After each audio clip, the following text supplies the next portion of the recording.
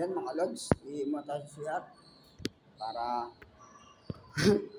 habang pupunta ako paakyat, iimo na tayo mga lods. Teka nga pala, chat out sa inyo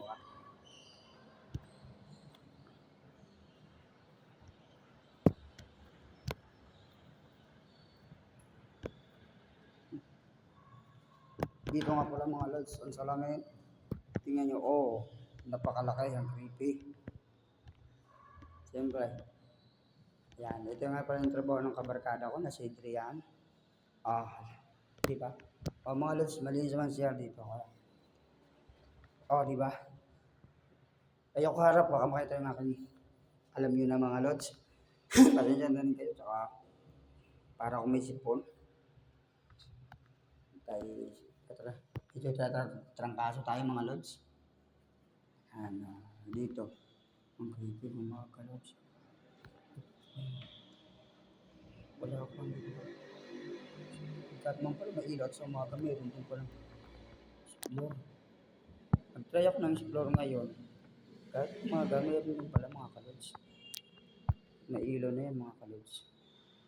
Ang creepy mga kalods. Dito tayo. Wala man pala, kala ko may mga minsan mga lods. Gusto yun ang gunisa, minsan may lumutang. Ang gunisa yan, okay yan. Pero linis mga kalods. Pero daw, minsan kahit umihi ka, pati ng dis, hindi nagpaparami ka. May mga ilo na ito mga lods. Dito ako may mga ilo tayo. Minsan naliligo ko dito. Diyan. Parang meron din talaga. Ito ang creepy lods, nagpapakita ako. Ay, ganger ko.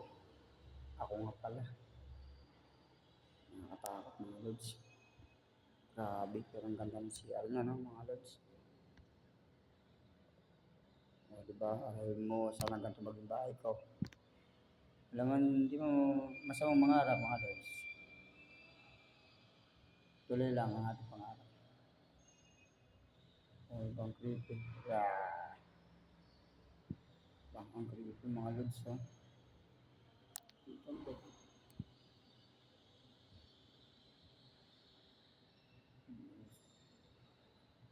lods.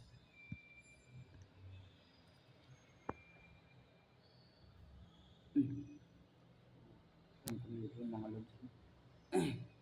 Takot sa likod ko. At mga ilo dito sa trabaho ko minsan, sa kaibigan ng trabaho niya dito. So pag may kabit na nililigo, parang creepy mga lods, dito sa likod. At may ilo na yun, hindi pa bandod, may nagpaparamdam na. Tingnan niya, nakita niya may bukas ng pinto, di ba mga lods? Ay, nakabukas doon. Katakot.